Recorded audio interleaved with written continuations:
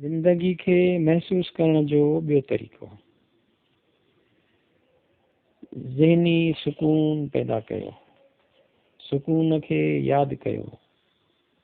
हाणे जॾहिं बि को पुरसुकून मंज़र ॾिसो त पंहिंजूं अखियूं बंदि कयो ऐं उन मंज़र खे पंहिंजे यादगिरीअ में महफ़ूज़ करे छॾियो। अहिड़नि पुरसुकून मंज़रनि जी हिकु सहेड़ पंहिंजे ज़हन में महफ़ूज़ करे वठो ऐं जॾहिं दिलि चवे त उन्हनि खे यादि करे वठो।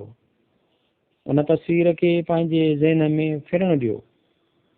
उहा दर्द जी दवा बणिजी पवंदी। रद अमल जे जाइ ते अमल कयो।